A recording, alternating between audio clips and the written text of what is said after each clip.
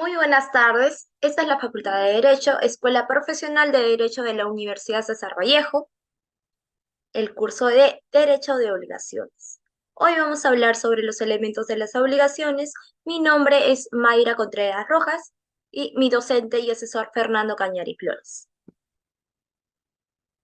Bueno, en introducción, en este trabajo de investigación nos adentraremos en el estudio de los elementos de las obligaciones en el marco del derecho peruano y también exploraremos las bases teóricas que son los principios jurídicos y la legislación aplicable que configuran y regulan las obligaciones en el país. Nos detendremos en analizar cómo la legislación peruana define y clasifica las obligaciones, así como los derechos y deberes que derivan de las mismas. Definición y concepto. Bueno, las obligaciones son uno de los conceptos fundamentales en el derecho civil y se refieren a los vínculos jurídicos que existen entre dos partes, conocidas como acreedor y deudor. Para entender mejor las obligaciones es importante conocer sus elementos principales. Primero, tenemos a los sujetos, que son las partes involucradas en la obligación, que son el acreedor, es el que tiene el derecho de exigir la prestación y el deudor es aquel que debe cumplirla. En objeto se refiere a la prestación que el deudor debe cumplir en favor del acreedor. Puede ser una acción, una abstención, una entrega de algo tangible o intangible, etc. El jurídico es la relación que une al acreedor y al deudor y que les confiere derechos y obligaciones recíprocas.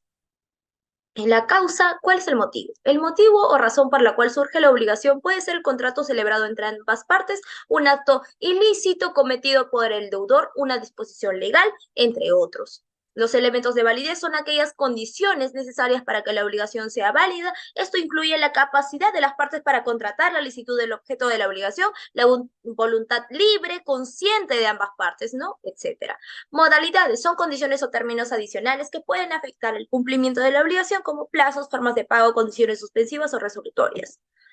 Tenemos aquí un cuadro que son, bueno, vamos a hablar sobre los elementos, obligaciones, las obligaciones civiles. Sujetos, dos, acreedor y deudor. En objeto, que es la prestación de dar, hacer o no hacer. En obligaciones civiles, prestación de dar, hacer o no hacer, patrimonial.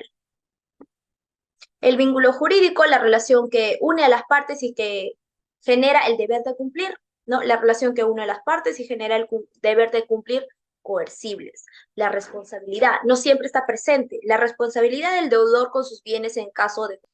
Bueno, también vamos a hablar sobre el objeto de la obligación, la identificación y caracterización del objeto sobre el cual recae la obligación.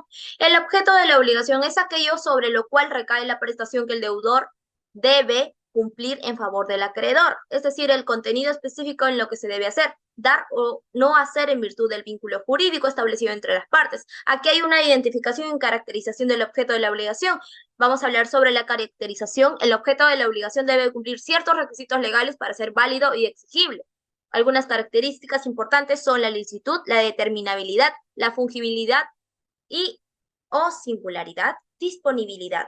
Entre objeto lícito e ilícito en las obligaciones. El objeto lícito se refiere a aquellas prestaciones que están permitidas por la ley y que no contravienen el orden público ni las buenas costumbres. El objeto lícito es aquel que no está prohibido por las normas legales, ¿no? Y que puede ser realizado o cumplido sin infringir la ley. Por ejemplo, en una obligación de dar, el objeto lícito puede ser una suma de dinero para la compra de bienes o servicios legales y éticos.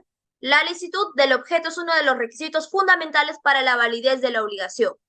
En objeto ilícito se refiere a las prestaciones que están prohibidas por la ley, contravienen el orden público, las buenas costumbres. El objeto ilícito puede ser aquel que implica la realización de actividades ilegales como la venta de drogas o la comisión de un delito. Si el objeto de la obligación es ilícito, la obligación misma es nula y puede ser exigida judicialmente. Por ejemplo, una obligación que tenga como objeto el incumplimiento de una norma legal o la comisión de un acto delictivo será considerada ilícita. Bueno, vamos a hablar sobre la causa de la obligación. La ley, las normas imperativas establecen deberes y derechos que las personas deben cumplir. Ejemplos, la ley del contrato del trabajo, el Código Civil, la ley de defensa del consumidor. La voluntad de las partes, contratos, acuerdos de voluntades que generan obligaciones para las partes. Ejemplo, el contrato de compra-venta, contrato de alquiler, contrato de préstamo, ¿no? En los hechos jurídicos, actos involuntarios que generan obligaciones. Ejemplo, los delitos, cuasidelitos, la gestión de negocios ajenos. En la declaración unilateral de voluntad La manifestación de voluntad que genera obligación para el declarante. Ejemplos: promesa pública de recompensa, oferta al público. La importancia de la causa como elemento esencial para la validez de la obligación. La función de justificación, que es la causa y explica el porqué de la obligación, la razón que induce a las partes a celebrar el acto jurídico. En función de control tenemos la causa que permite controlar la licitud de la obligación. En función de integración, la causa puede integrar el contenido de la obligación. En función de limitación, la causa puede limitar la responsabilidad de las partes. Ejemplos de casos en los que la causa puede ser relevante. Un contrato de compraventa en el que el precio es irrisorio puede ser anulado por falta de causa. Una donación realizada con la finalidad de obtener un berario. No. Un contrato de arrendamiento que se celebra para encubrir un negocio usurario puede ser anulado por simulación de la causa. Naturaleza jurídica. Se caracteriza por ser relativo, patrimonial, exigible, características: reciprocidad, autonomía, responsabilidad. En funciones del vínculo jurídico: función de garantía, función de organización social, función de justicia. La clasificación del vínculo jurídico según la fuente.